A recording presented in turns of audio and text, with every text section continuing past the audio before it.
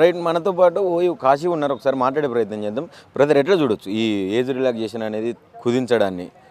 నిజంగా ఏ రకంగా చూడాలి? ఎందుకంటే నోటిఫికేషన్ల కోసం నిరుద్యోగులు కొట్లాడుతుంటే అదే టైంలో ఈ జీవోని మార్చడం కావచ్చు, ఏజ్ రిలాక్సేషన్ తగ్గించడం కావచ్చు, ఏం చెప్తారు? ఎందుకంటే కాంగ్రెస్ ప్రభుత్వం అనేటువంటిది నిరుద్యోగుల్ని ఉద్యోగాలు ఇవ్వడం, ఎలాగో ఉద్యోగ నోటిఫికేషన్లు ఇవ్వడం ఈ ప్రభుత్వానికి చేత కాదు. కాబట్టి ఎలాగైనా సరే నిరుద్యోగులని ఇవాళ అన్యాయంగా, అక్రమంగా వాళ్ళ జీవితం నాశనం చేయడానికి కోసమే ఈ జీవో అనేటువంటిది తీసుకొచ్చింది కాంగ్రెస్ ప్రభుత్వం. ఎందుకంటే ఇప్పటిదాకా తెలంగాణ రాష్ట్రంలో ఎన్ని ఉద్యోగాల నోటిఫికేషన్ ఇచ్చినా కూడా ఈ రాష్ట్ర ప్రభుత్వం దగ్గర సంఖ్యలు లేవు. మరి ఏ ఒక్క సంఖ్యలు లేవు. కాబట్టి ఏ జీవోలు ఇవ్వాలన్నా ఈ రాష్ట్ర ప్రభుత్వం ఇచ్చే జీవో ఎప్పుడంటే రాత్రి 12 గంటల తర్వాత మాత్రమే జీవోలు వస్తాయి. ఏ జీవోలు అయినా సరే, ఉద్యోగ నోటిఫికేషన్ అయినా సరే, ఇంకేదైనా జీవో అయినా సరే, ఏ జీవోలు ఇవ్వాలన్నా రాత్రి 12 గంటలకు మాత్రమే ఈ జీవోలు రాష్ట్ర ప్రభుత్వం ఇస్తుంది.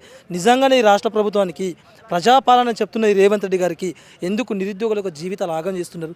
ఎందుకంటే రూపాయి కూడబెట్టుకొని ఇవాళ ప్రతి రూపాయిని కూడబెట్టుకున్న తల్లిదండ్రులు లక్షల రూపాయలు ఇవాళ పోగు చేసి వాళ్ళ కొడుకుని, కూతుర్ని ఇవాళ హైదరాబాద్ నడి రోడ్డున ఉద్యోగాల కోసం, ప్రిపరేషన్ కోసం డబ్బులు పంపిస్తే ఈ రాష్ట్ర ప్రభుత్వం అనేటువంటి అన్యాయంగా, నిర్దక్షంగా ఇవాళ 30 లక్షల మంది నిరుద్యోగుల యొక్క జీవితాల్ని ఇవాళ గొంతుని కోస్తున్న ఈ రాష్ట్ర ప్రభుత్వం చాలా దారుణంగా ఇవాళ వివరిస్తుందని మరొకసారి రేవంత్ రెడ్డి మేము తెలియజేస్తున్నాం అన్న.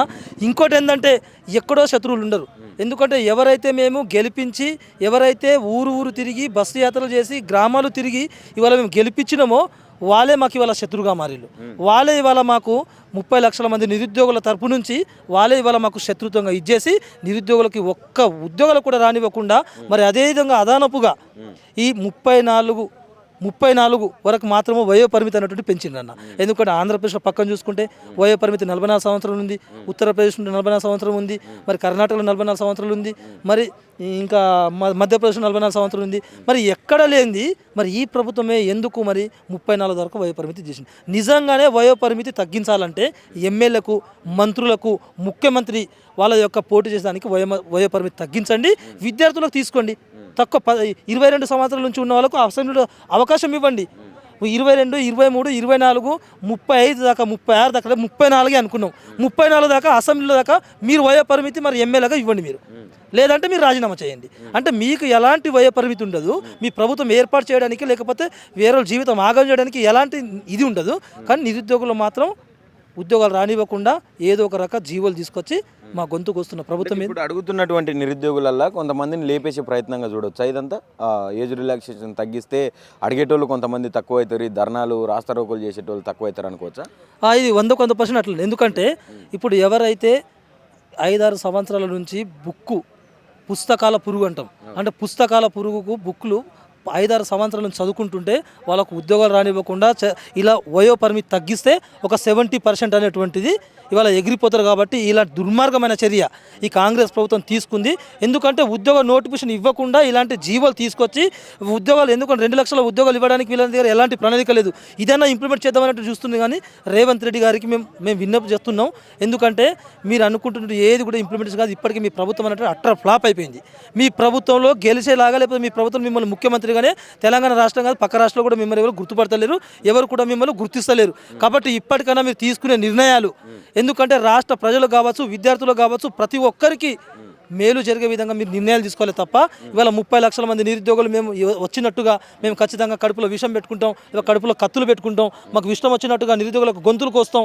చాలు ఈ అంత రాజకీయాలు చాలు. ఇప్పటిదాకా 22 మంది నిరుద్యోగులు చంపింది ఈ రాజకీయాలు చాలు. ఇప్పటిదాకా మేము ఎవరిని కోల్పోవడానికి సిద్ధంగా లేదు. మరీ ముఖ్యంగా ఏంటంటే కాంగ్రెస్ పార్టీ ఎమ్మెల్యేల దగ్గర, మంత్రుల దగ్గర కొంతమంది నిరుద్యోగులు దళారులుగా పనిచేస్తున్నారు.